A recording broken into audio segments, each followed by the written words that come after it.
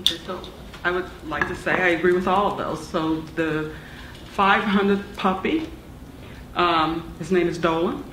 I know his name because this is an important program, but you should know that that program, and dogs are absolutely wonderful, is, I don't know how much you know about it, but a lot of the puppies wash out. They're really cute, but a lot of them wash out, and it takes a while before you know whether or not you've got a dog who will be good in that domain. They not only have to be able to do sniffing, but they also have to be good around people. So, and then you have to get the individual trained. So, we're making puppies as quickly as, so I agree, so we're making puppies as quickly as we can, and, as quickly as they can get trained and we can determine which ones are good at what they do, the better off we are. ETD, absolutely, we're using ETD. As a matter of fact, Congresswoman referenced that there was a change in policy.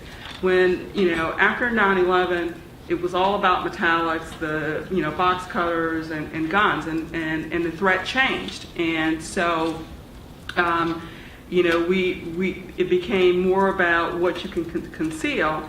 And as a result, we, working with the Sikh community, made an alteration because the policy was changed, and the TSOs were patting down turbans. And the community came forward and expressed their concern about that, and the alternative was a self-pat down where the individual touches the turban and the hands are ETD'd. And you will see at the airport hands being ETD'd. We also use that method for ostomies. There was an unfortunate incident where a person showed an anomaly, because an ostomy will show an anomaly on the AIT, and the TSO inadvertently, in their patting it down, the individuals, there was spillage, is the sort of the end of the story.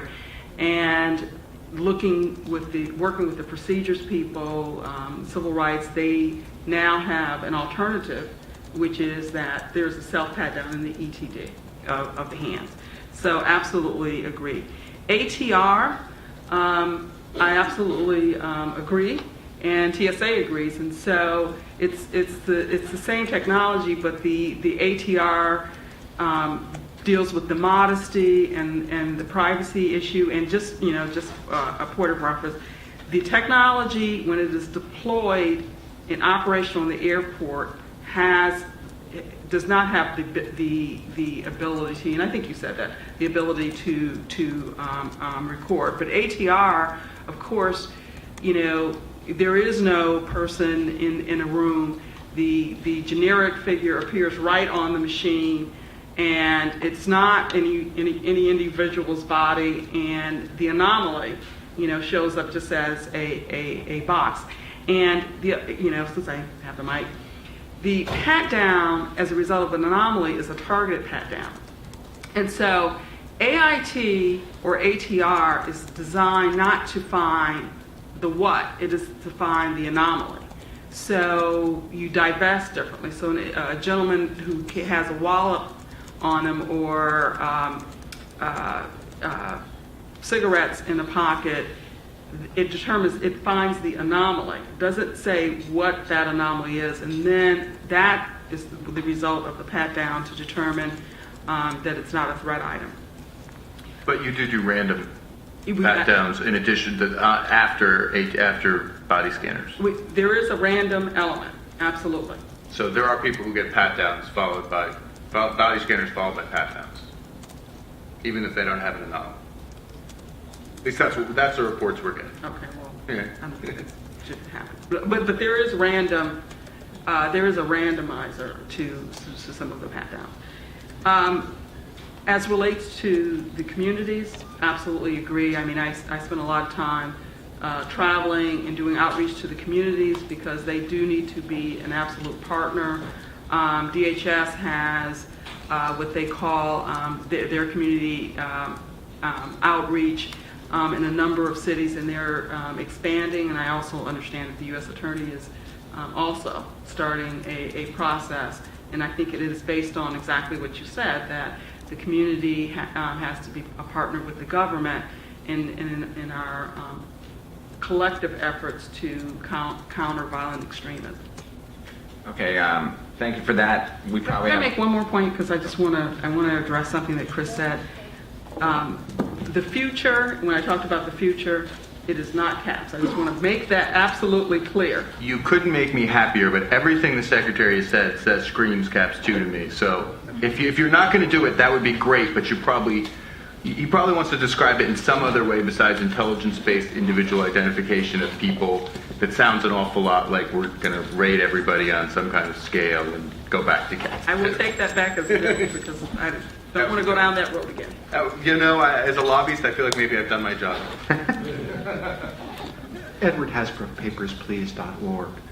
Ms. Walton, you alluded to future use of more identity-based screening.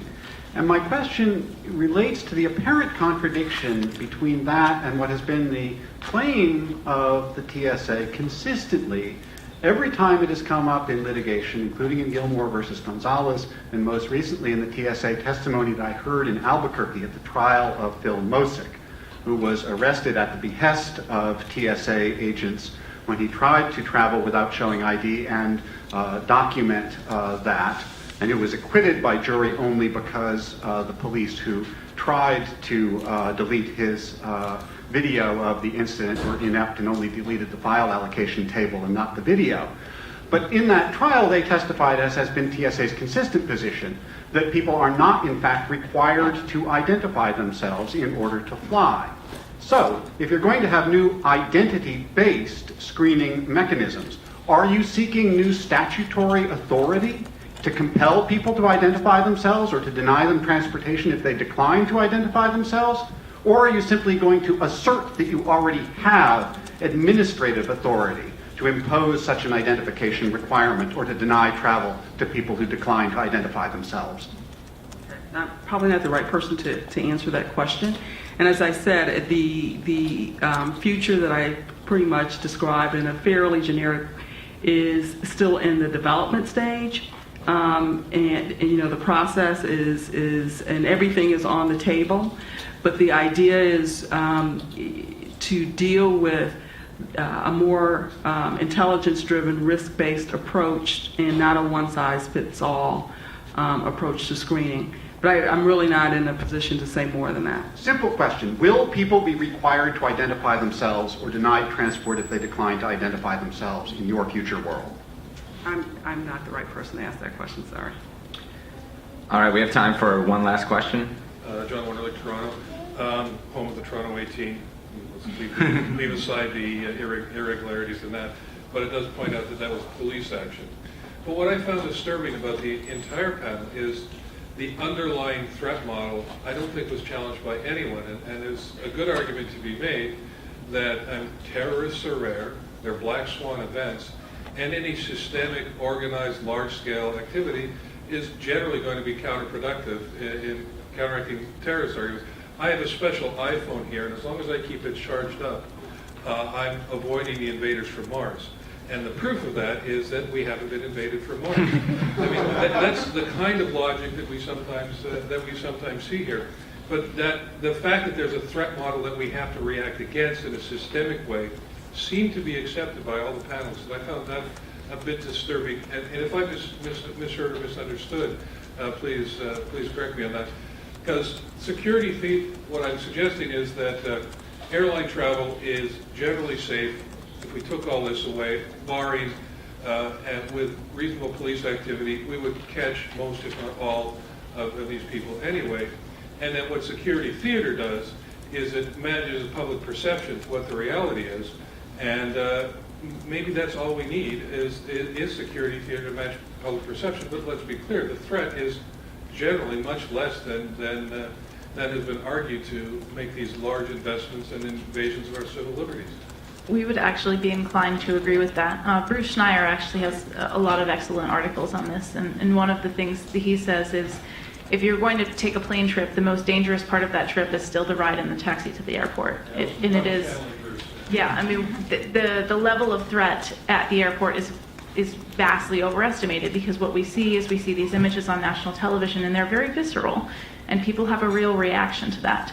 So there is certainly that aspect behind this, and that I think factors into that illusion of security idea that we are trading large amounts of our privacy and our freedoms for an illusion of security. Interrupt at this point. It sounds like you've had